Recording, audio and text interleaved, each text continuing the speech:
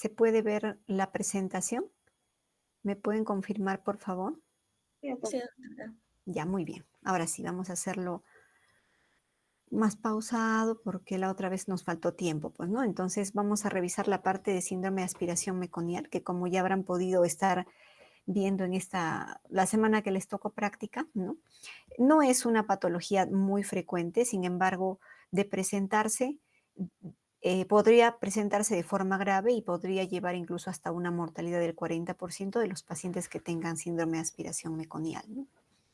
Entonces tenemos pues que la dificultad respiratoria en recién nacidos que nacieron impregnados de líquido meconial, ¿no? No se nos ocurriría pensar en un salam si es que no hubiera de por medio líquido meconial. ¿Correcto? Entonces, puede presentarse con diversos grados de severidad, como habíamos mencionado, ya de todos los nacimientos, del 100% de nacimientos, un 12%, ¿no? O hasta 20% podrían nacer con líquido meconial, entre fluido y espeso, ¿no? Pero de este 20%, no todos van a hacer salam, ¿no? Solamente un 5 a 12% podrían hacer aspiración de ese meconio. Depende de cuánto tiempo han estado expuestos intraútero al meconio, ¿no? A veces es solamente minutos, menos de una hora, a veces sí ya son 6 horas, 12 horas, eso depende, por ejemplo, podemos ver en esta fotografía que el vérmix del bebé está impregnado de meconio, ¿no? Entonces, eso nos podría dar una idea de cuántas horas estuvo el bebé dentro expuesto al meconio en el líquido amniótico, ¿no? Más o menos unas 10, 12 horas. Mientras que cuando solamente se impregna en las uñas, ¿no? Ahí de repente menos de 6 horas, ¿no? Entonces, eso va a depender del tiempo de exposición al líquido meconial para que el bebé tenga una aspiración meconial severa, ¿no? Como vamos a ver en las placas radiográficas que les voy a mostrar. Ahora, como dice acá, se sospecha de salam en todo recién nacido con líquido meconial, ¿ya? Que presente dificultad respiratoria. Dentro de la dificultad respiratoria vamos a ver que lo predominante es el uso de la musculatura accesoria, los tirajes intercostales, la retracción subsifoidea y el aleteo nasal, ¿no? Tiene una incidencia del 2 al 9%, ¿ya? Con líquido amniótico teñido de meconio. Hasta el 12% en algunas literaturas, ¿no? El riesgo es más alto en los neonatos que son postérmino, en los que nacen después de las 40 semanas, el riesgo es más alto.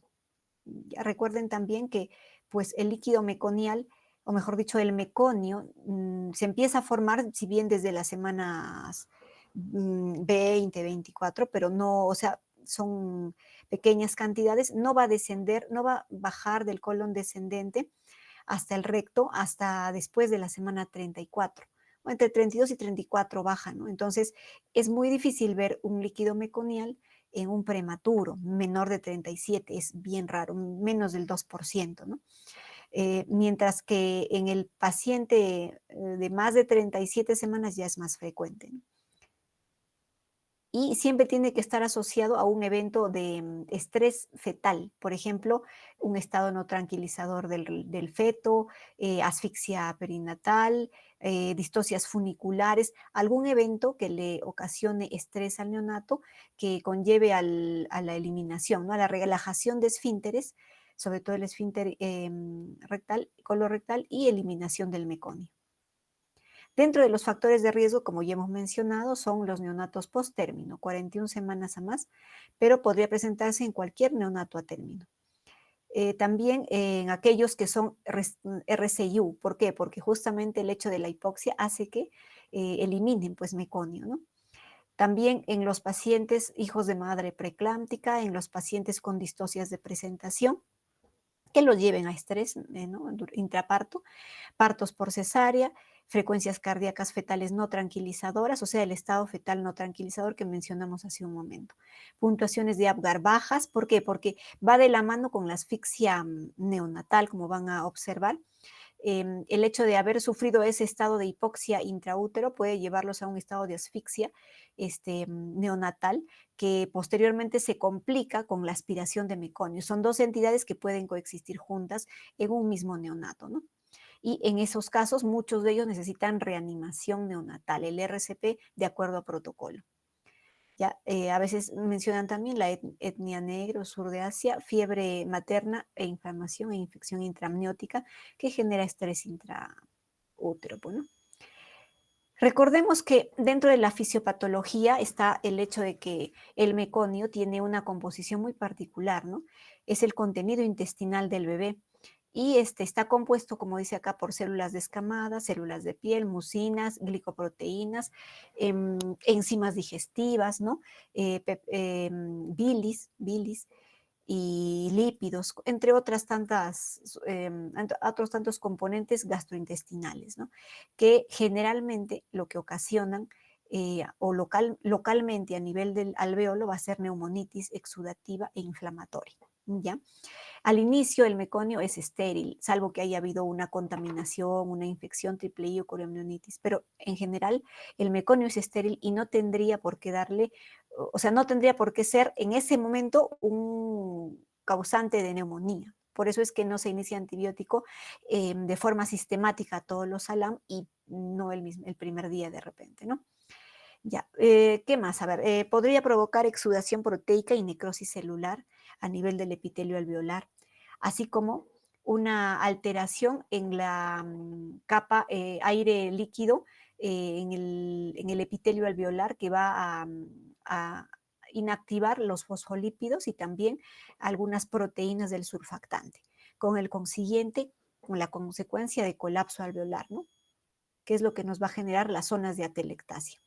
Entonces acá vemos una imagen donde pues un neonato normal no debería pues tener líquido impregnado de meconio, ¿no? Cuando esto sucede, el neonato que ya de por sí dentro del útero eventualmente hace algún movimiento respiratorio, ¿no?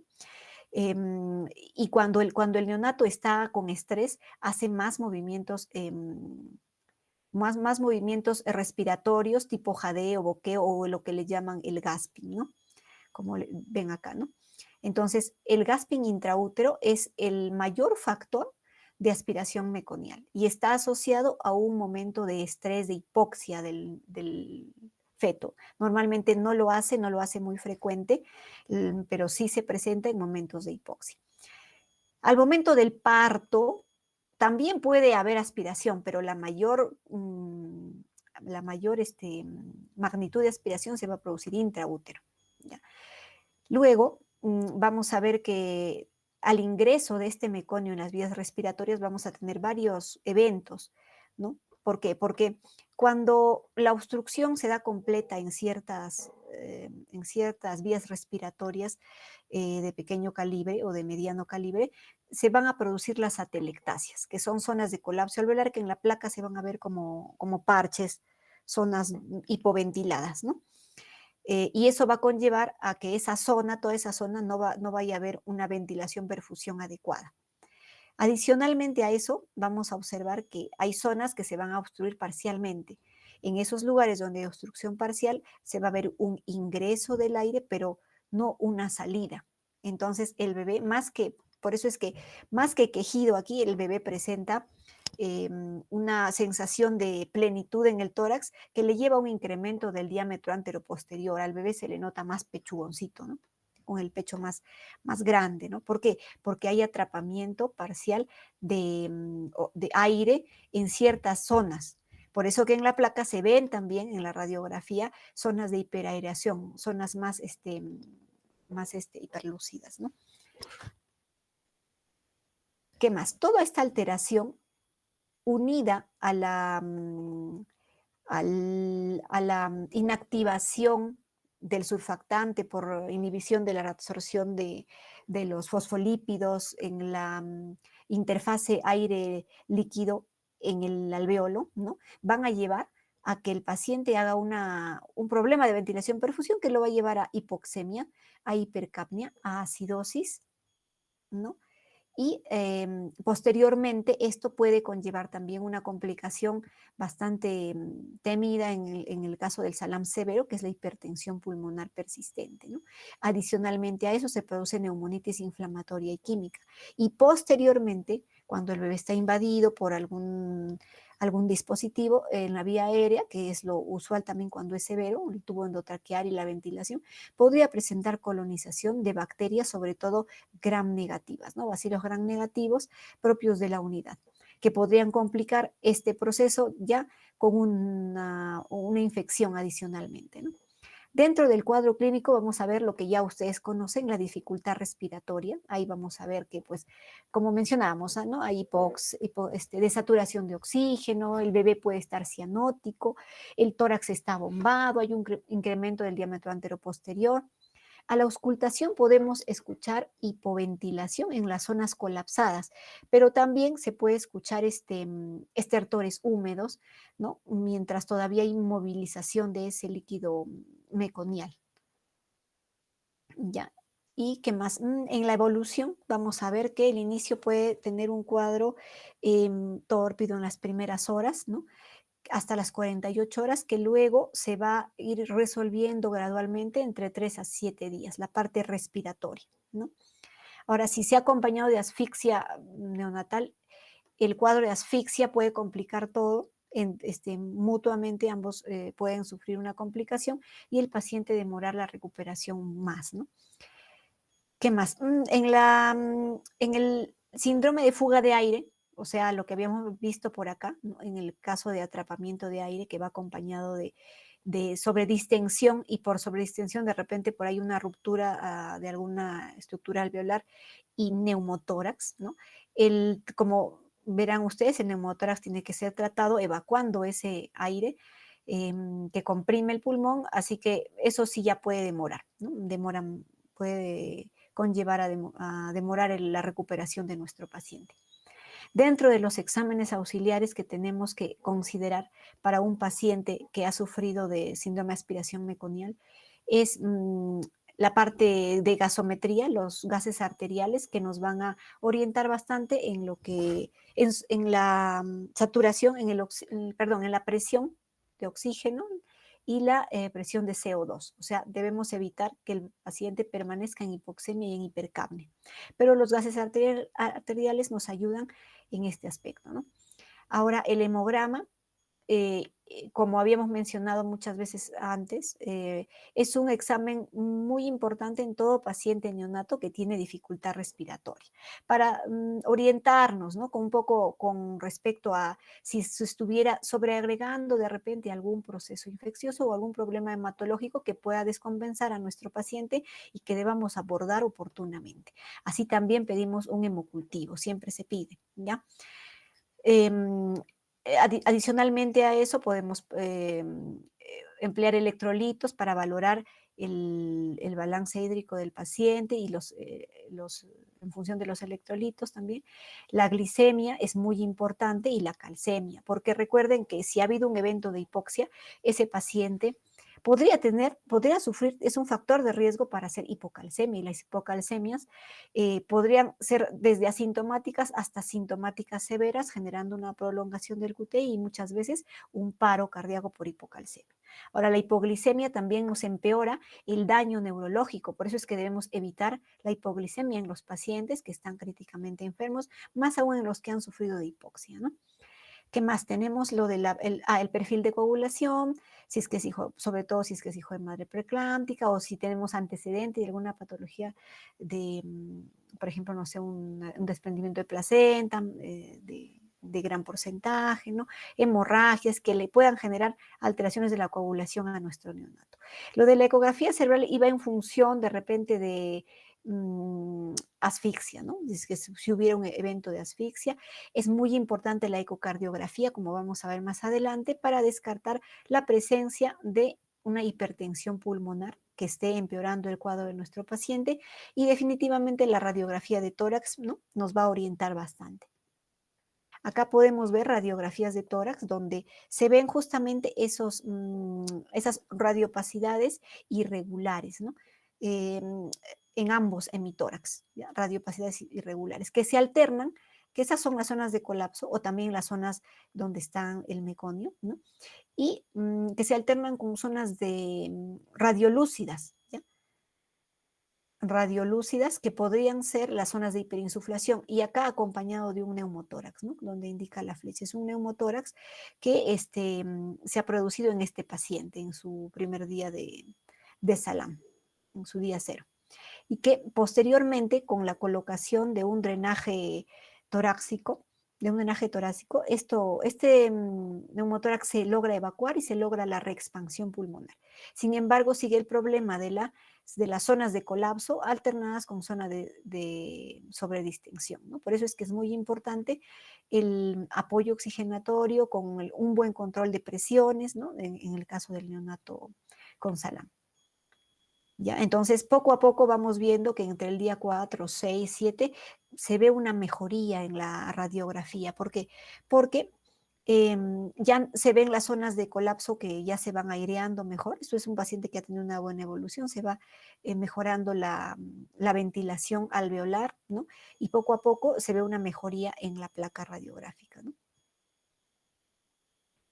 Esta, por ejemplo, es otra placa radiográfica de un neonato de 38 semanas que nació por un parto vaginal con líquido amniótico meconial, ¿no? Con un Apgar de 6 y 10, ¿no? El Apgar al minuto fue bajo, ¿no? De 6. Entonces nos orienta que ha habido un evento, pues, ¿no? De hipoxia durante el parto y que esto ha ocasionado de repente que el paciente elimine el meconio, ¿no? En la radiografía vemos las típicas opacidades irregulares bilaterales, ¿no? E incluso a veces se podría observar un poco el corazón grande si es que se está acompañando de hipertensión pulmonar, ¿no? En los primeros días. Ya, y ¿qué más? Acá a nivel de ángulos cardiofrénico y costodiafragmáticos derechos, una pequeña obturación, ¿no? Dentro del tratamiento, ¿qué vamos a considerar en el caso del síndrome de aspiración meconial? Ya. En primer lugar, si el paciente nace en estado de depresión respiratoria, o sea, el paciente nace no respira al nacer, no respira, no llora, frecuencia cardíaca de menos de 100, de repente flácido o con tono disminuido, consideraremos que el paciente necesita maniobras de RCP, ¿no? Sobre todo si es que no responde a nuestros pasos iniciales. Entonces procederemos con el RCP según protocolo y la aspiración será si es que vamos a llegar hasta el BPP y el paciente pues no respira, ¿no? Entonces, eh, antes de iniciar el BPP tenemos que aspirar las secreciones de toda la vía respiratoria para poder lograr una buena respuesta a nuestra ventilación, ¿no? Manual, a presión positiva o con el NeoPAP también. Entonces, ¿qué más? A ver, además de eso, tenemos que ver el soporte hidroelectrolítico y nutricional y el balance hídrico de nuestro paciente, ¿no? Ya, si es que es, por ejemplo, asfixiado con un Apgar bajo, tendremos que tener cuidado en el volumen que le vamos a dar, porque así como la hipoxia ha afectado puede afectar a nivel cerebral, a nivel mesentérico, a nivel renal, también afecta a nivel de miocardio, ¿no? Y para evitar la sobrecarga hídrica a ese miocardio, pues tenemos que controlar el balance hídrico, hacer un balance estricto y no darle sobrecarga de volumen al paciente. ¿Qué más? A ver, tenemos que la oxigenoterapia, eso es primordial, porque vamos a tener un neonato, pues, que desatura, ¿no? Que va a tener una alteración, ventilación, perfusión, que va a tener zonas de colapso junto con unas zonas de hiperaireación. Entonces, vamos a ir viendo que dependiendo de la severidad del cuadro, entre leve, moderado, severa, va el bebé a requerir determinado apoyo oxigenatorio, ¿no? Podríamos requerir de repente, si es muy leve, desde un casco cefálico o alocefálico o el oxihut, de repente una cánula de alto flujo o un CPAP. En algunos estudios mencionaban el hecho de que el CPAP no podía incrementar esa sobredistensión, pero si es que se manejan bien las presiones mínimas con una evaluación constante, ¿no? Eso en realidad no sucede. Podemos usar también el CPAP siempre cuidando las presiones, ¿no? Y siempre evaluando a nuestro paciente, evaluándolo con radiografía, el número de espacios intercostales, ¿no? Evaluando el pasaje, el murmullo vesicular bilateral, ¿no? Ya, ¿qué más? Podría requerir también, si es que el cuadro es severo, ventilación mecánica, ¿no? Soporte ventilatorio. sobre todo si es que se complica, pues, ¿no? Con fuga de aire y con hipertensión pulmonar. Para el manejo ventilatorio y para el manejo de oxigenoterapia, para ayudarnos, siempre es útil tener los gases arteriales, ¿no? Y el oxímetro de pulso. ¿Qué más? A ver, como hemos visto, en el caso del salam que cursa con inactivación de surfactante, se puede usar surfactante exógeno, como ya han visto ustedes, el surfactante exógeno por kilo de peso, para mejorar esa expansión alveolar y mejorar la ventilación, perfusión, que en general en los estudios nos va más relacionado a que reduce la necesidad de ECMO, ¿no? Aunque no en la estancia hospitalaria, pero sí la necesidad de ECMO. También si es que el paciente cursara con una hipertensión pulmonar a raíz de este proceso, de este evento, de este salam, ¿no?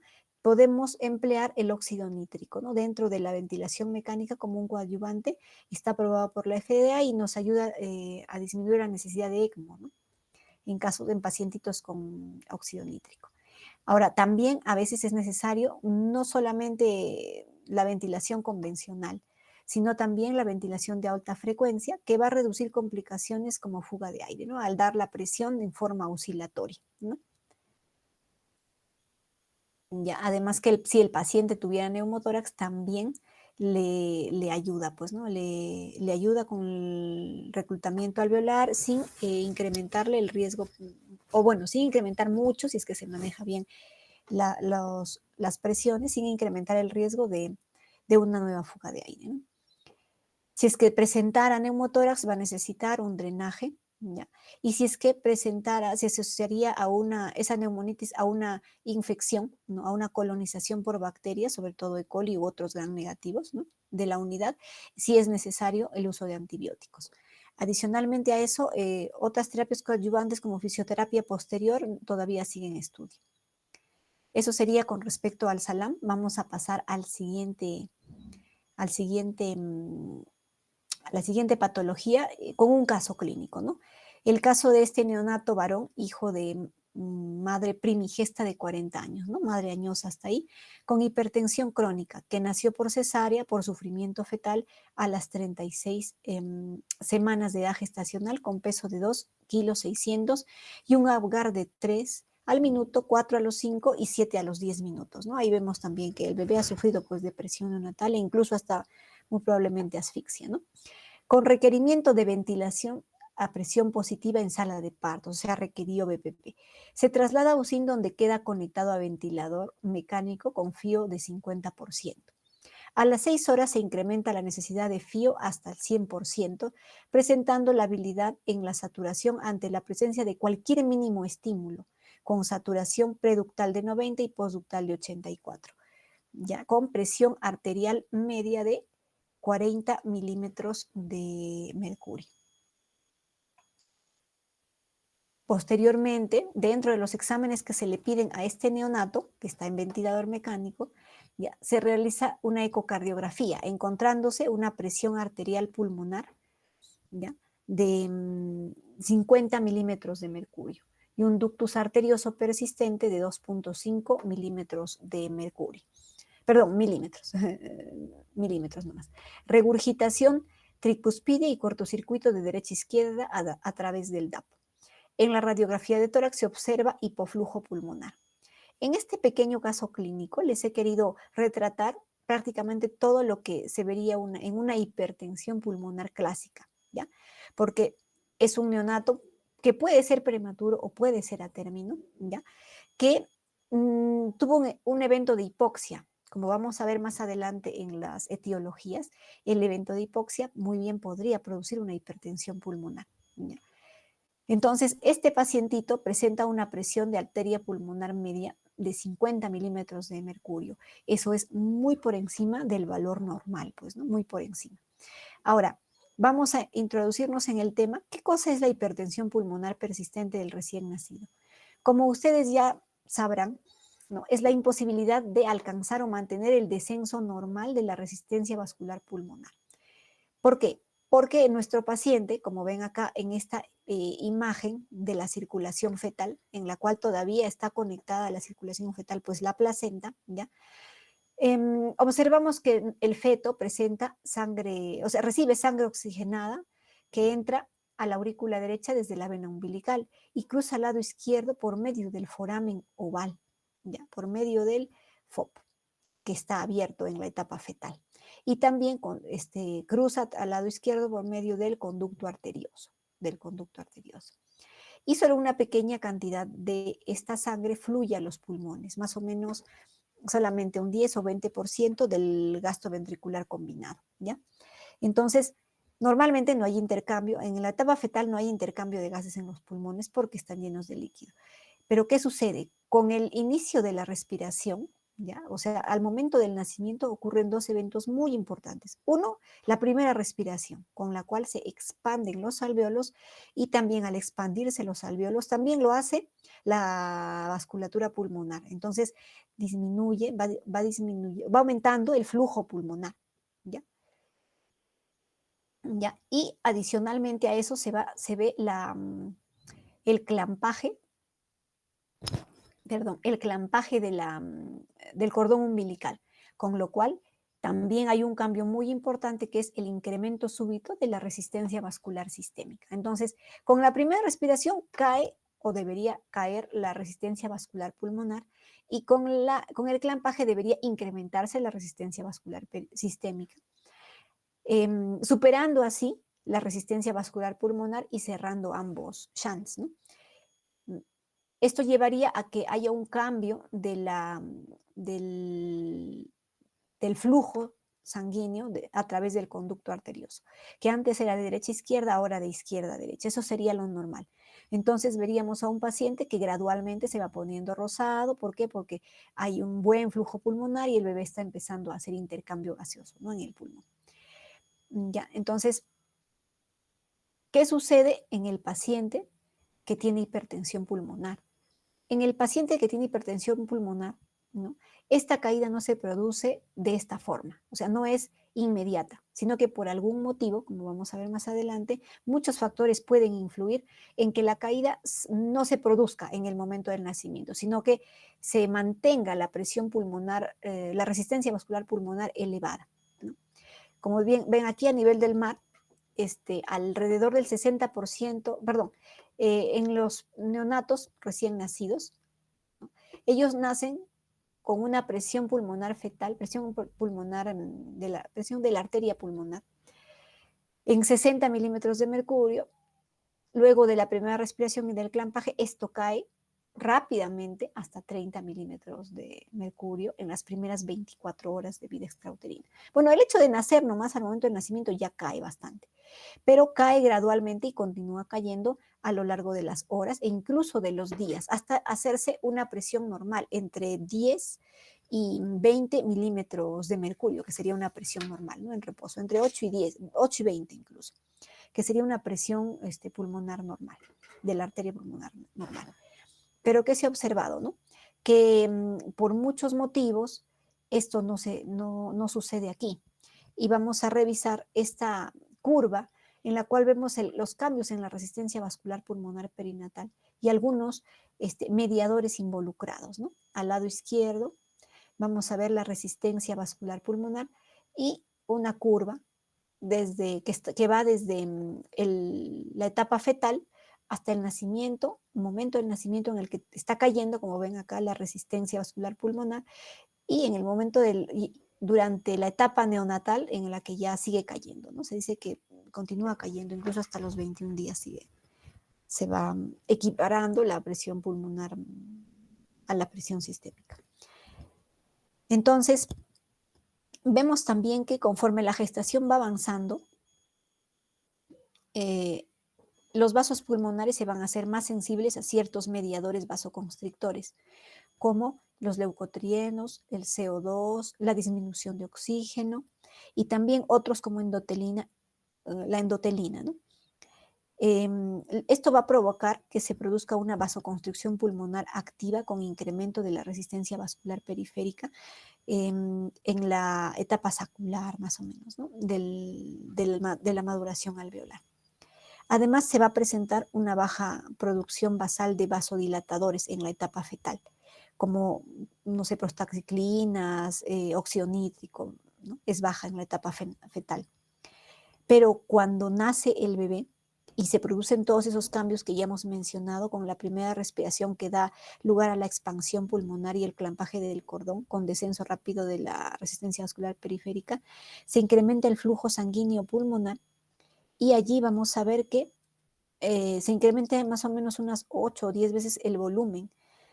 Y esto también va seguido del incremento de de la secreción, o sea, el hecho de que se expanda, de que se estire el tejido alveolar, va acompañado de la liberación em, de mediadores vasodilatadores, como por ejemplo el óxido nítrico sintasa, el guanilato ciclasa, las prostaciclinas, ¿no? Y aumenta el oxígeno, porque recuerden que la presión de oxígeno fetal es menor. Una vez que el bebé nace y respira FiO 21, el oxígeno ya es mucho mayor. Y el oxígeno también actúa como un vasodilatador, es un vasodilatador por excelencia, ¿no? Al momento del nacimiento. Entonces, eso es lo normal. Pero por algún motivo, en algunos pacientes, esto no se produce así, hay bajo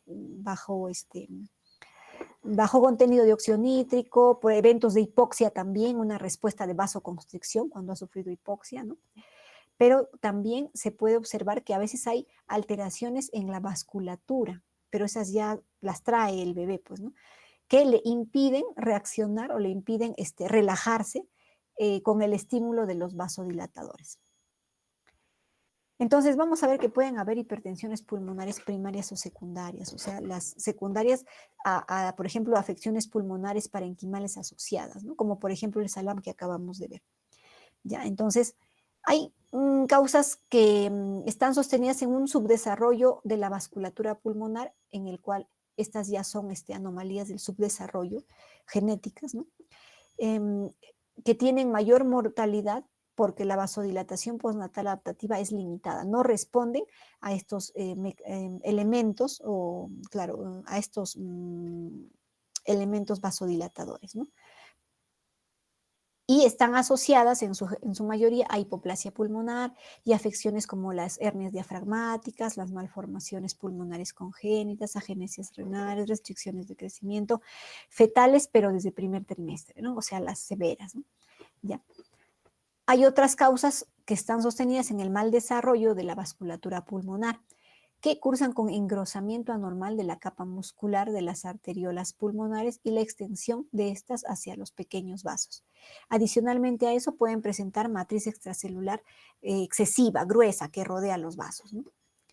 También hay algunos pacientes que tienen una vasculatura pulmonar que se desarrolló normalmente, pero que por alguna situación, por condiciones adversas perinatales, se produjo la vasoconstricción activa, ¿no? Y la dificultad en la caída de la resistencia vascular pulmonar.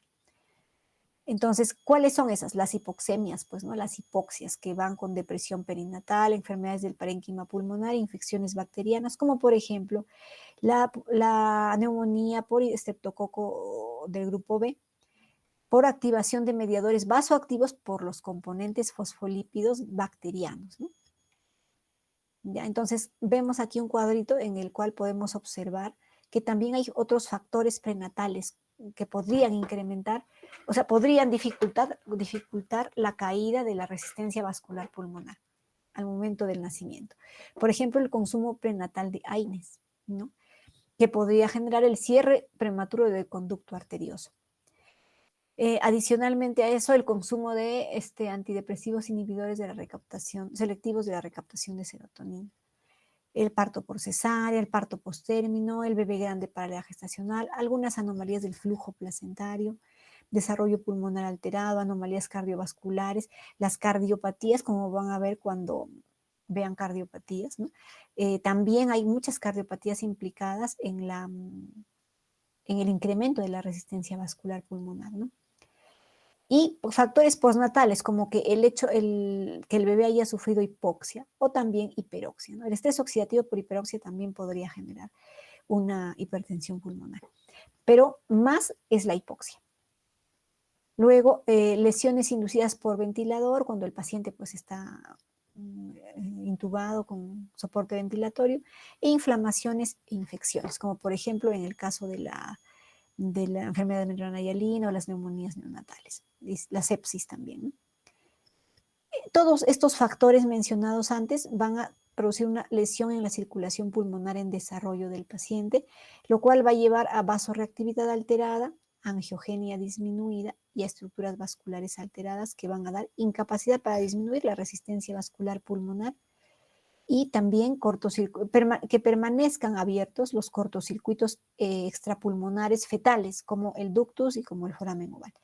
Y esto va a generar una hipoxemia grave en el paciente, refractaria al tratamiento con oxígeno, como vamos a ver, ¿no?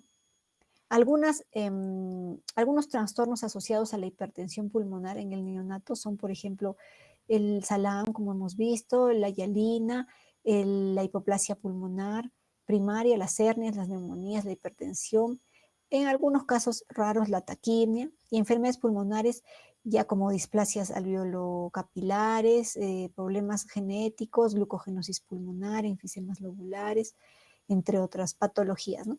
Y cardiovasculares, sí hay varias, cardiopatías estructurales que podrían ocasionar hipertensión pulmonar, como estenosis mitral, enfermedades de Pompe, fibrolastosis endocárdica, atresia de aorta, coartación de aorta, transposición de grandes vasos, anomalía de Epstein, atresia tricuspidia, entre otras. La atresia pulmonar, una de las causas más frecuentes, cardiopatías, una de las cardiopatías que pueden generar hipertensiones pulmonares más severas, ¿no?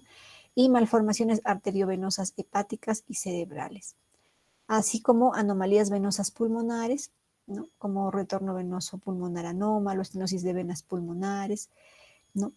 Hemangiomas capilares pulmonares, enfermedad venoclusiva, entre otras muchísimas causas. Si ustedes revisarían, hay un sinfín de causas que podrían generarle a nuestro paciente neonato hipertensión pulmonar. También hay causas sistémicas que no son netamente pulmonares, como enfermedades neuromusculares, enfermedades metabólicas congénitas, trombocitopenias, policitemias y algunos consumo materno de drogas y de tabaco, ¿no? Dentro del cuadro clínico, o sea, ¿cuándo sospechar de una hipertensión pulmonar? Porque no en todo neonato vamos a sospechar de hipertensión, sino que en el paciente que tiene una dificultad respiratoria que se acompaña de cianosis marcada, intensa. Y ustedes dirán, pero también eso se puede ver en los pacientes con cardiopatía congénita. Cierto, por eso es que es muy necesario los antecedentes de prenatales, natales y también postnatales, ¿no? Pero adicionalmente es muy importante, nos valemos mucho de la ecocardiografía, pues, ¿no? Para ayudarnos en el diagnóstico. Entonces, es un paciente con dificultad respiratoria cuya cianosis va a ser intensa, desproporcionada muchas veces a la enfermedad pulmonar parenquimatosa, ¿ya? Si tiene, por ejemplo, una hialina, ¿no? De repente está no es de un grado muy alto, pero el paciente persiste con hipoxemia, ¿no? Entonces, nos lleva a pensar de que podría estar haciendo hipertensión pulmonar. En la placa radiográfica muchas veces no se observan lesiones parenquimales.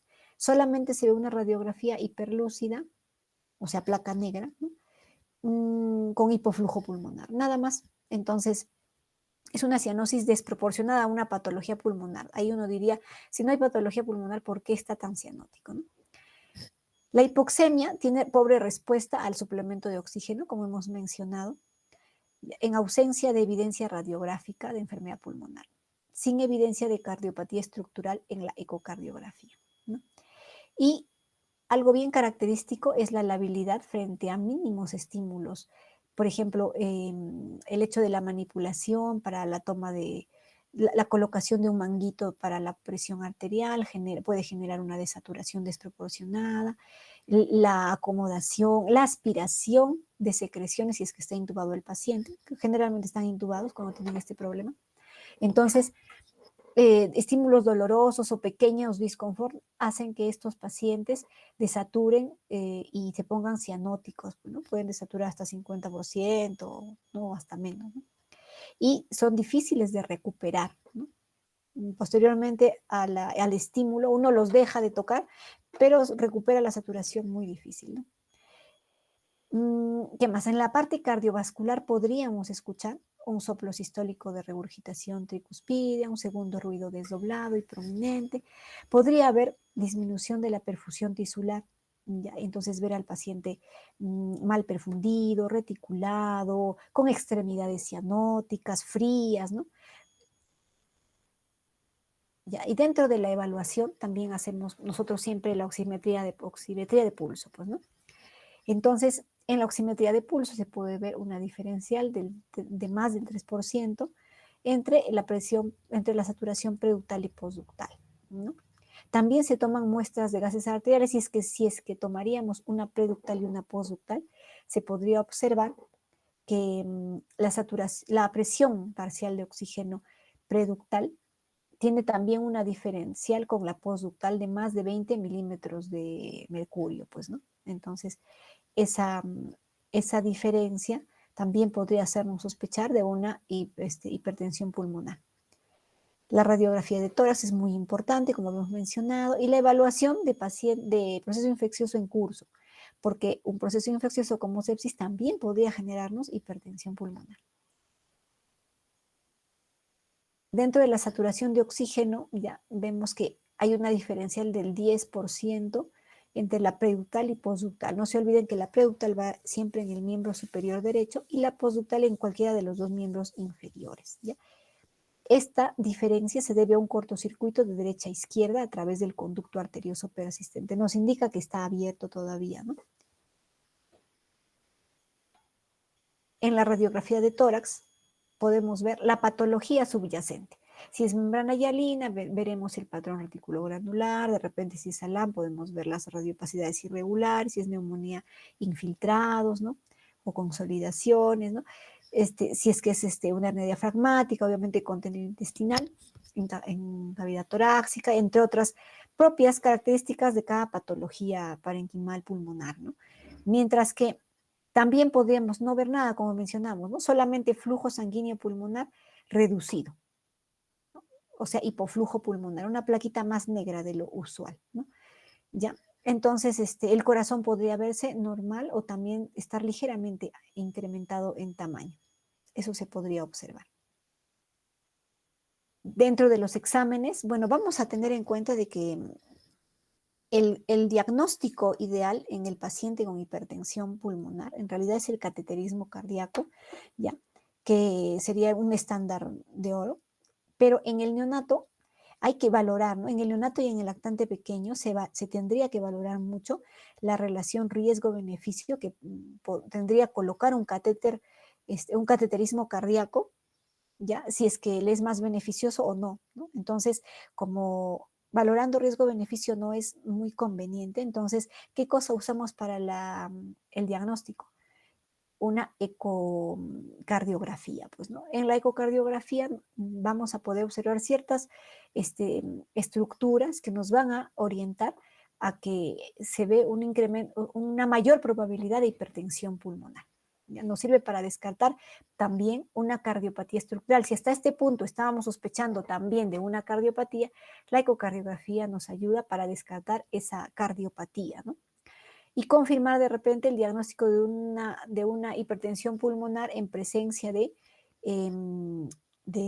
por ejemplo, un incremento de la presión ventricular derecha, que se puede estimar con la medición del Doppler y la velocidad de flujo de regurgitación tricuspidia, como podemos ver aquí, esta flechita naranja que nos está mostrando la regurgitación tricuspidia, ¿no? Adicionalmente a eso, la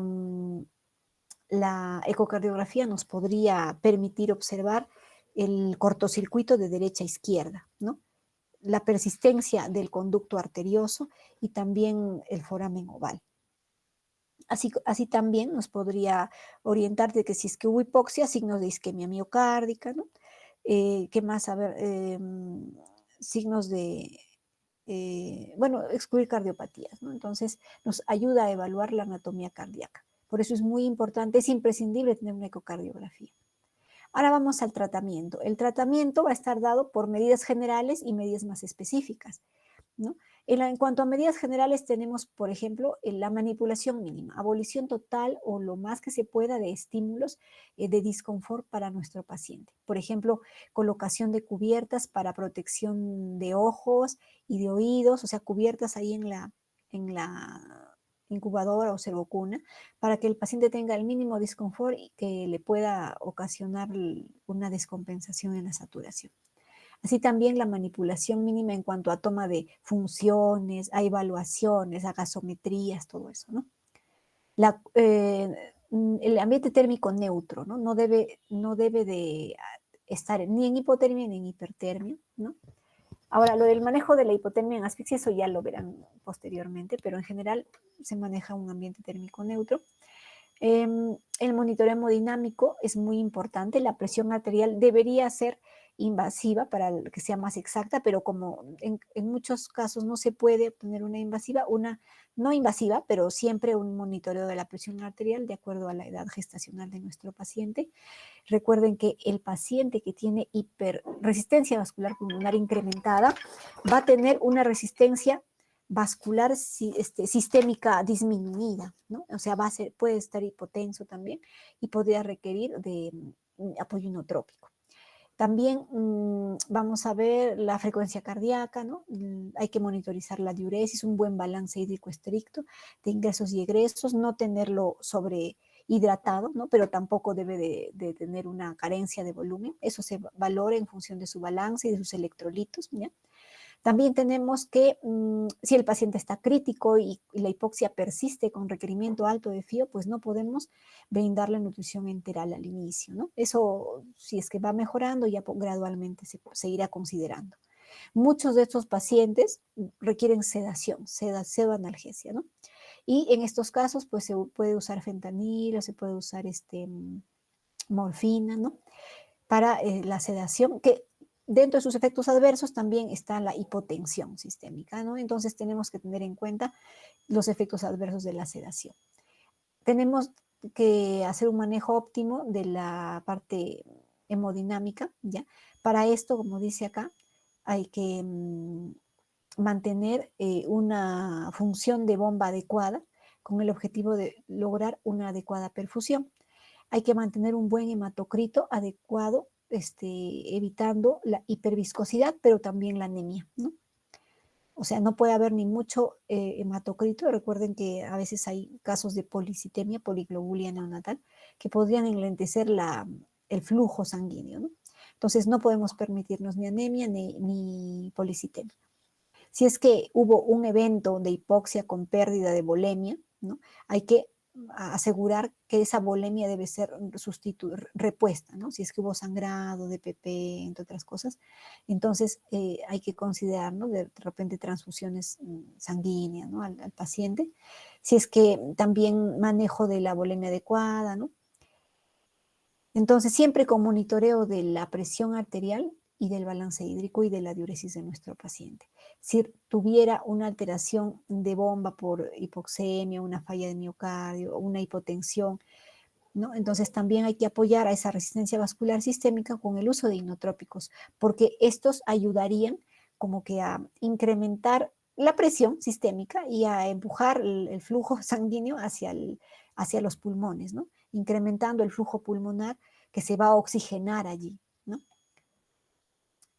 ¿Qué más? A ver, en el manejo ventilatorio vamos a ver que tenemos que lograr un reclutamiento uniforme de todos los alvéolos, evitando la sobredistensión y el aumento de la resistencia vascular pulmonar. ¿Ya? O sea, presiones muy altas que generen sobredistensión no nos conviene, además que nos predispone a fuga de aire. ¿No?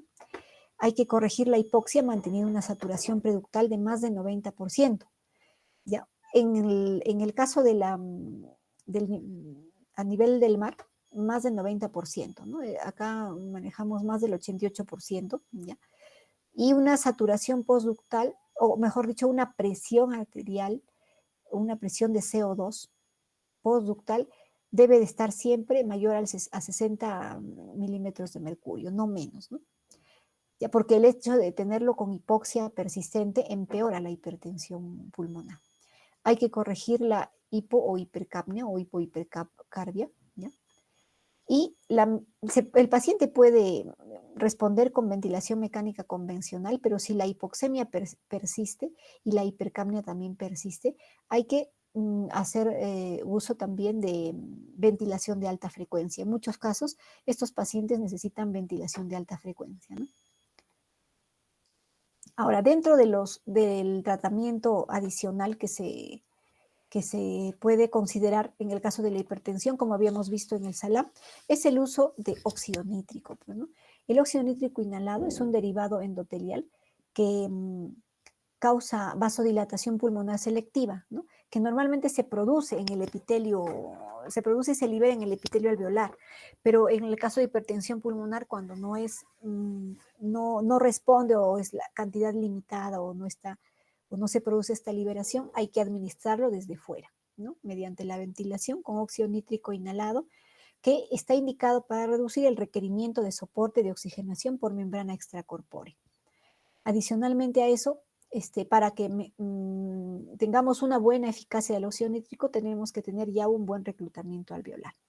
¿Qué sucede si no tuviéramos óxido nítrico?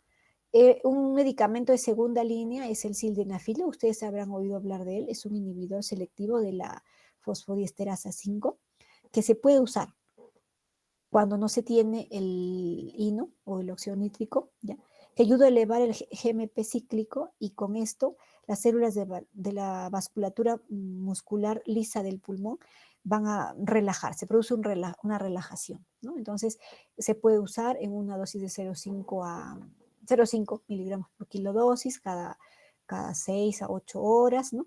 Y se va a ir disminuyendo gradualmente conforme se vaya viendo la mejoría. Y si es que no se ve mejoría, también se va disminuyendo gradualmente, ¿no? Y finalmente, el uso del, del ECMO, ¿no? La oxigenación por membrana extracorpórea, ¿no? Que se puede usar en recién nacidos, sobre todo a término, con hipertensión pulmonar grave o hipoxemia refractaria a hino, ¿ya?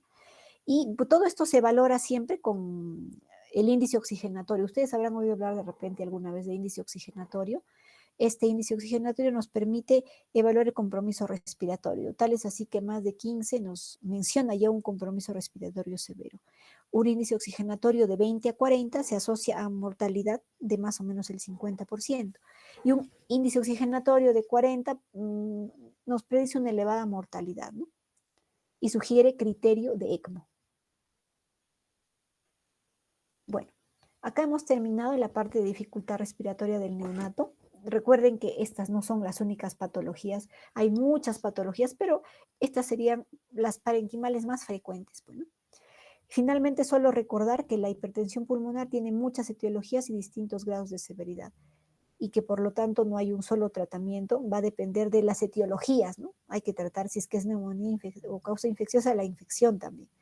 Si es que es una causa prematuridad de membrana hialina, también hay que tratar, ¿no? Si es una hernia diafragmática, por ejemplo, hay que corregir. La corrección quirúrgica de la hernia es fundamental para mejorar la función pulmonar, ¿no? Eso sería todo con respecto a al SDR. Y ahora vamos a ver la parte de oxigenoterapia. ¿Están todavía, chicos, por favor? Sí, doctora. Ya, listo. Entonces, la oxigenoterapia sí no nos va a tomar mucho tiempo, pero es una parte importante que he querido incluir también.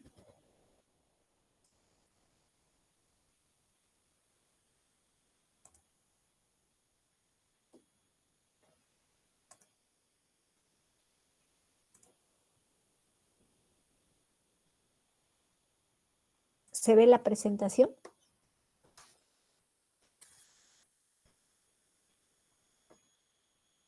¿Me Sí, confirman, por doctora. favor? Ya, listo, muy bien. Entonces empezamos para que ustedes recuerden lo que ya han estado viendo en esta semana última o en la semana anterior sobre oxigenoterapia, pues, ¿no? Recordando que el oxígeno es un medicamento también, ¿no? Es un gas para inhalación y pertenece a un grupo de medicamentos denominados gases medicinales. Entonces, por este motivo lo tenemos que usar de manera racional. Ya no se trata solamente de administrar oxígeno para que suba la saturación o para que desaparezca la cianosis, sino tener en cuenta que también tiene efectos adversos, sobre todo en el cerebro de un neonato, en el pulmón de un neonato y en todos los tejidos neonatales, ¿no? Que podrían presentar problemas por hiperoxia también. ¿Ya? Entonces la oxigenoterapia va a ser la aplicación suplementaria de oxígeno al aire inspirado de un neonato con fines terapéuticos.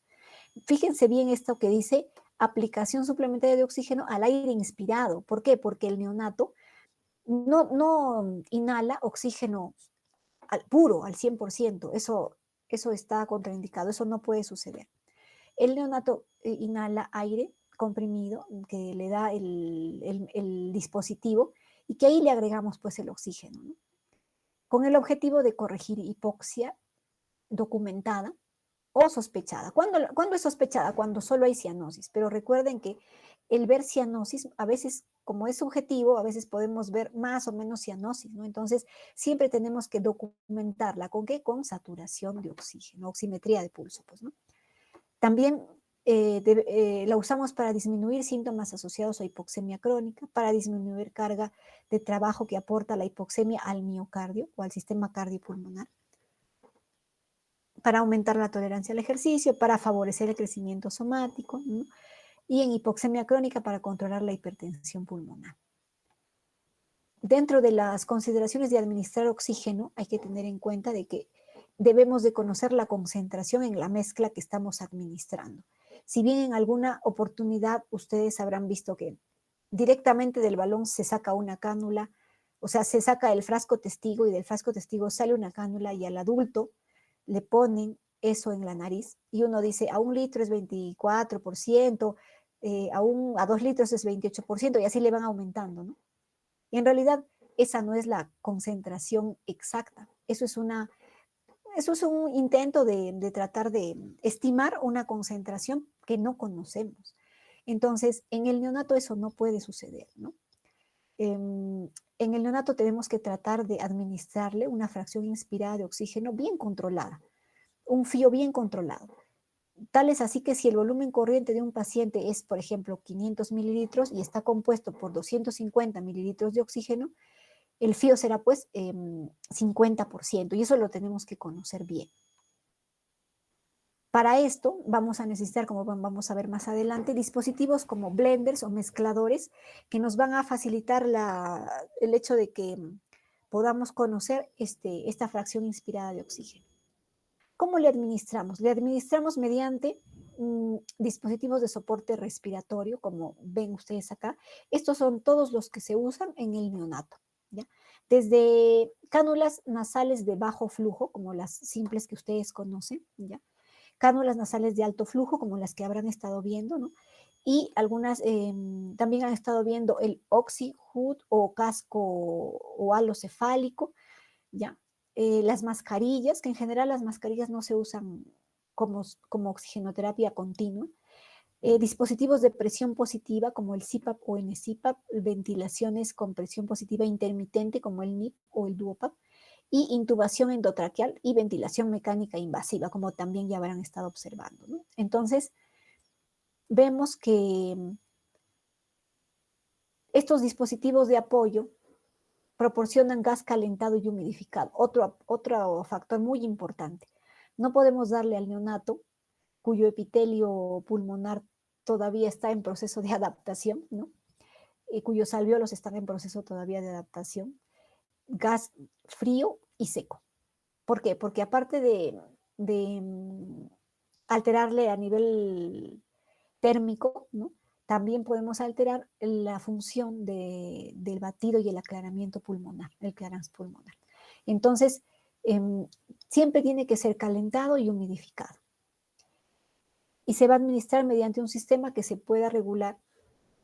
Como vemos acá, la humidificación va a estar relacionada a la forma de administración, que debe ir del 80 al 100% y la temperatura también de la mezcla debe ser la temperatura neutra del recién nacido. Tal es así que los gases inspirados deben llegar a 36, 37 grados a la vía respiratoria, ¿no? Entonces se calientan de repente a un poco más de temperatura en el CPAP o en el ventilador y están llegando a 36 grados, 35 a la vía respiratoria. Vemos aquí un pacientito con una cánula binasal de alto flujo, ¿Ya? Entonces, ¿de qué depende la elección del dispositivo respiratorio y de suministro de oxígeno para nuestro paciente? Va a depender del contexto clínico y de las necesidades de cada neonato. Como ustedes ya han visto, el Silverman les ayuda mucho para determinar qué tipo de oxigenoterapia, ¿no? También el tipo de la patología. La patología también nos ayuda a determinar el tipo de oxigenoterapia que vamos a utilizar en nuestro neonato. La gasometría también podría ayudarnos, ¿no? Entonces, hay varios aspectos de nuestro paciente que nos van a ayudar a escoger qué tipo de modalidad. Entre ellas también la edad gestacional, la afección respiratoria y la fase de la enfermedad, ¿no?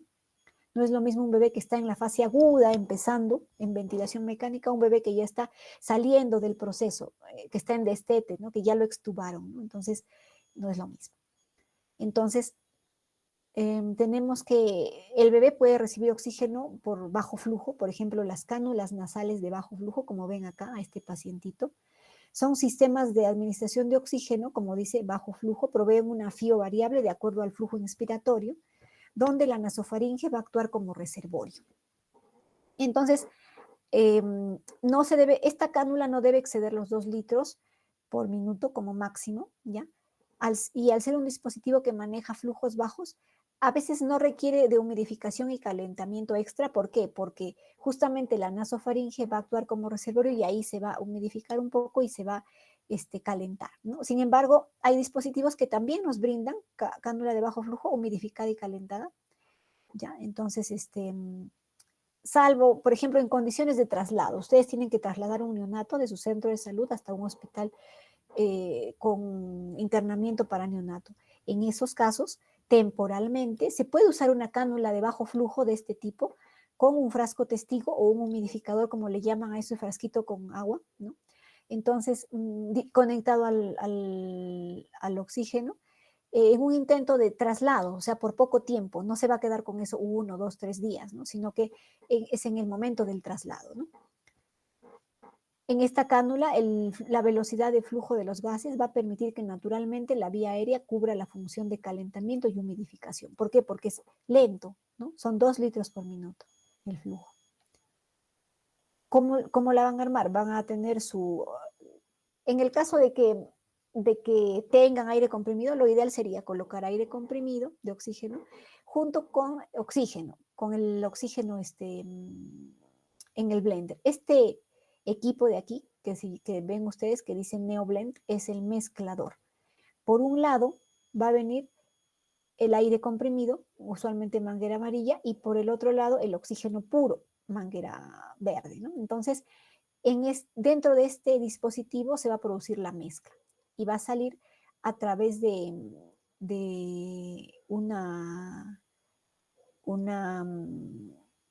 un corrugado, una manguera, hacia el frasco testigo, que es esto de acá, que es ese frasquito donde se pone agua estéril, ¿no? Luego, de allí se puede conectar ya directamente la cánula nasal, que sería lo ideal, ¿no? Que sea con fío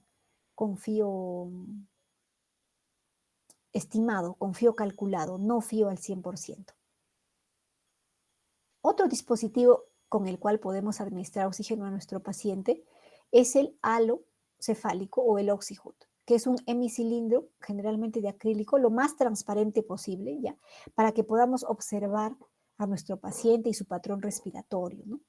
Tiene que estar abierto en su extremo inferior, ¿ya? Y se coloca rodeando la cabeza del recién nacido con el fin de conectar la mezcla inspirada, concentrar adentro la mezcla inspirada, que también va a venir con fío, ya tiene que venir con fío.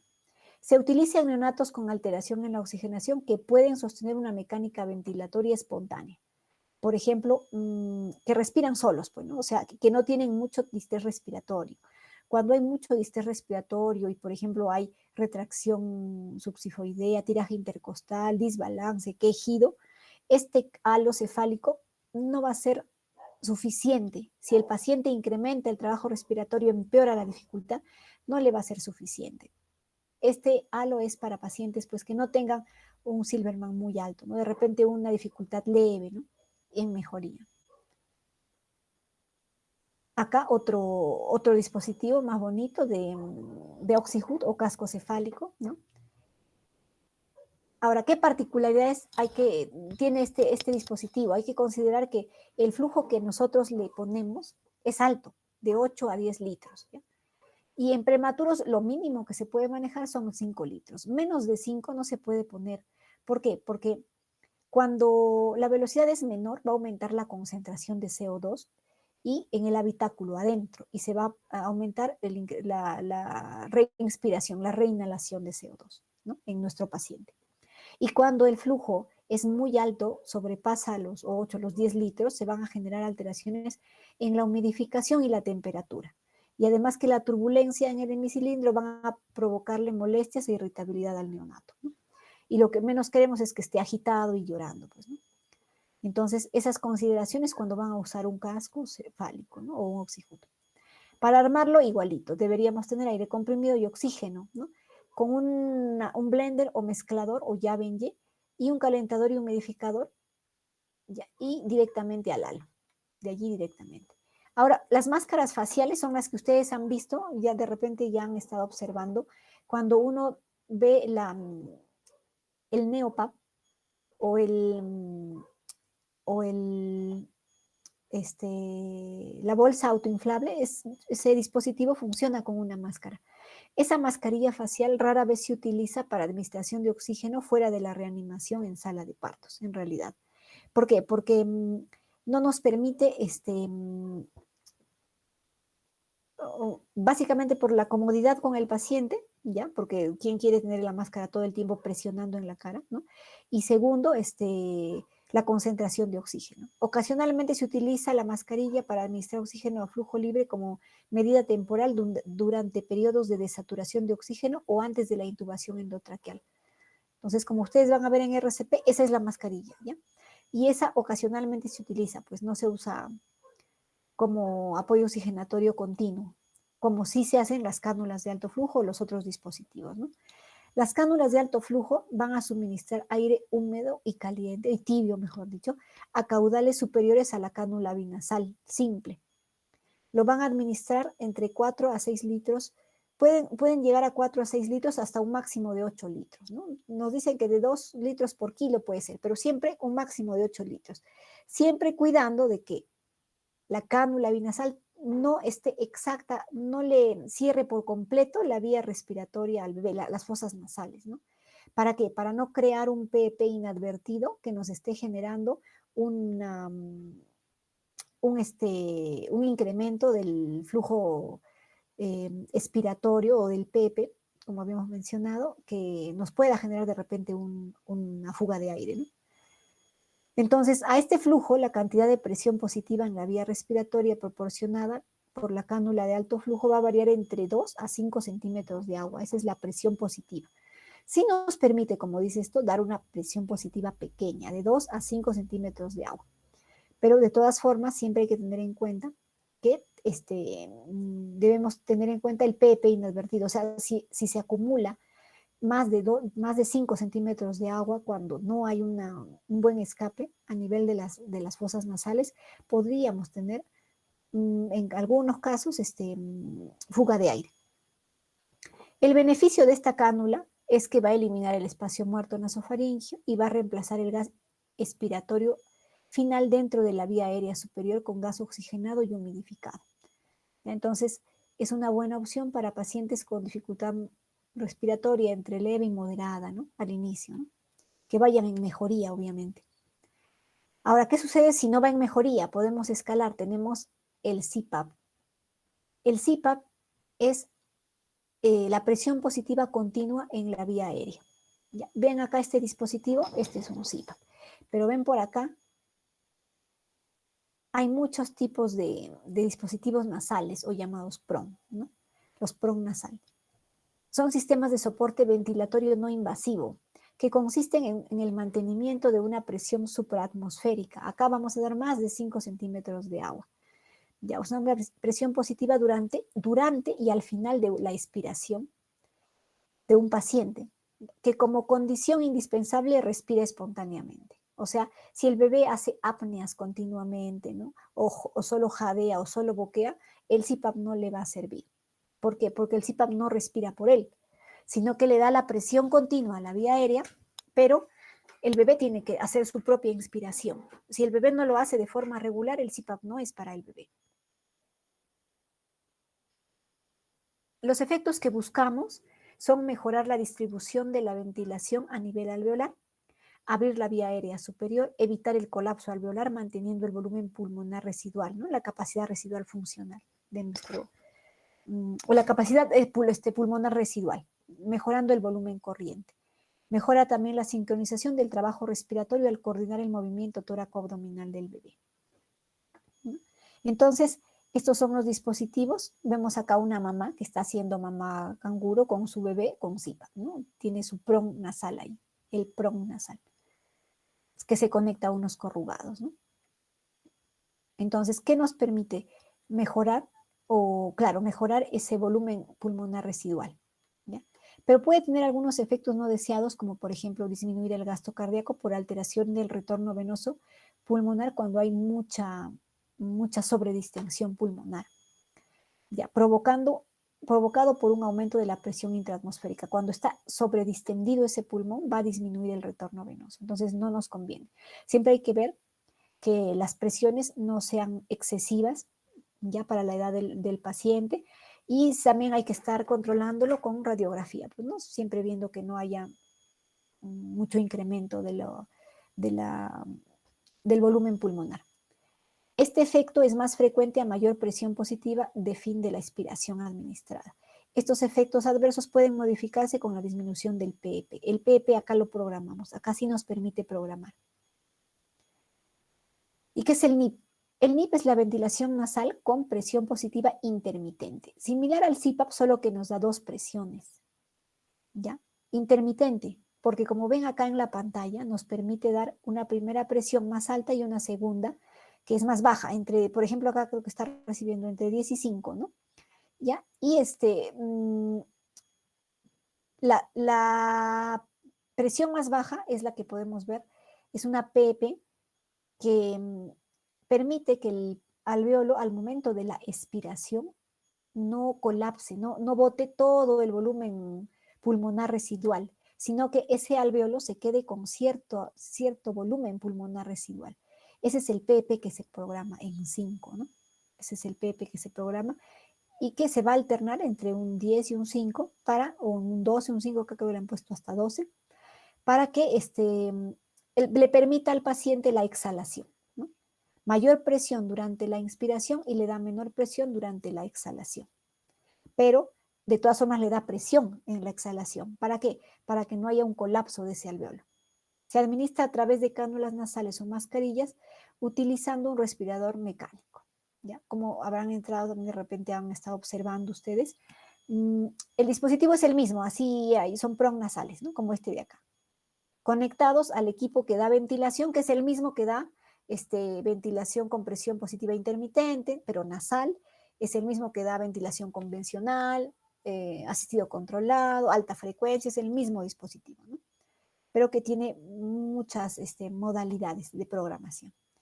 Este es el PROM, algunos son tipo mascarilla, tipo Drager, ¿no? Que es tipo una mascarillita, ¿ya? Y otros que son así con puntas nasales, como este de acá abajo, ¿no? Que es el del Fabián. Y finalmente, cuando el paciente, de repente ustedes ven, bueno, que pese a estar en CPAP, en NIP o en DuoPAP, el paciente no mejora, persiste la hipoxia, persiste la hipercapnia, persiste el trabajo respiratorio incrementado, la dificultad empeora. Entonces, podemos usar ventilación mecánica invasiva, ¿no? En la cual ya no ya es una ventilación a presión positiva invasiva a través de un tubo endotraqueal que va a llegar hasta el pulmón, pues, ¿no? Hasta la tráquea, perdón, hasta la tráquea. Hasta antes de la carina debe llegar. Entonces, este ventilador mecánico le va a proporcionar al neonato un soporte respiratorio a través de parámetros que van a controlar la respiración. Como ustedes ven acá, existen muchas modalidades, ¿no?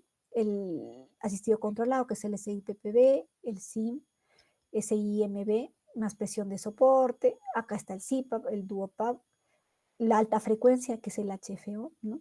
Y O2, terapia de O2, que es la cánula de de bajo flujo, ¿no? Y de alto flujo también. Entonces, acá podemos ver que uno puede programar el PEP que le va a dar. Uno puede programar la presión inspiratoria, la frecuencia respiratoria que le va a dar al paciente, ¿no? O sea, en la que le va a apoyar el ventilador, ¿no?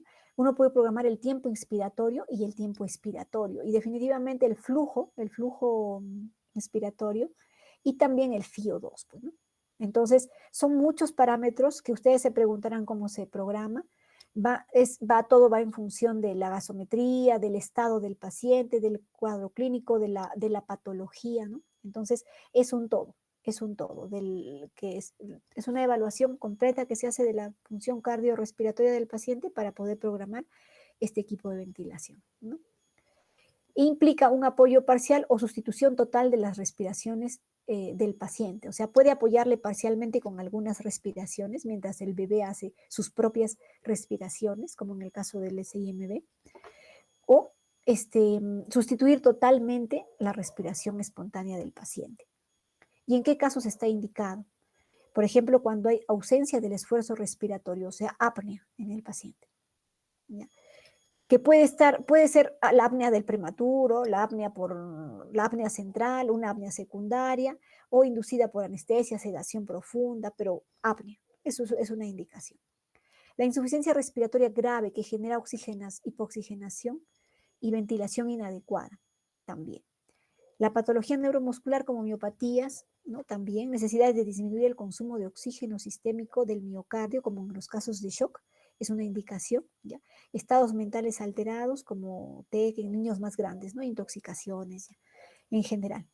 Entonces, en el paciente que tiene, en nuestro neonato, básicamente, ¿qué tendríamos? Que tenga una insuficiencia respiratoria grave, que genere una alteración o una dificultad en la oxigenación y en la ventilación, ¿no? Y también eventos de apnea, pues, ¿no? En su mayoría. Ahora, el objetivo de la ventilación es apoyar el intercambio de gases y minimizar el daño.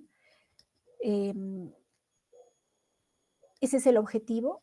Tal es así que ni bien el bebé entra en ventilación mecánica, hay que ver que en cuanto se recupera de la patología que motivó su ingreso, hay que extubarlo inmediatamente.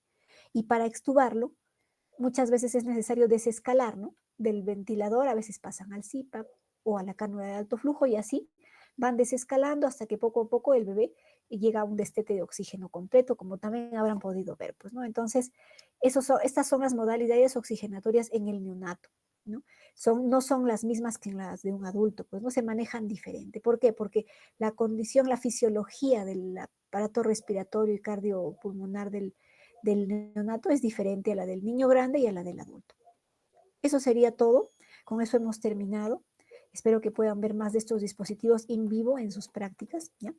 Y bueno, eso es todo. Si tienen alguna duda, podemos conversar, alguna pregunta, o si no, ya también la conversamos en el día de las habilidades, bueno, el domingo 11 que nos ha tocado. Chicos, ¿siguen ahí? Ya se fueron, ya.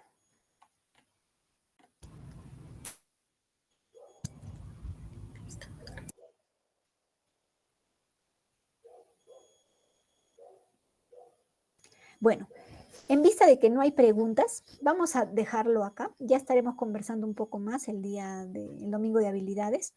Y bueno, espero que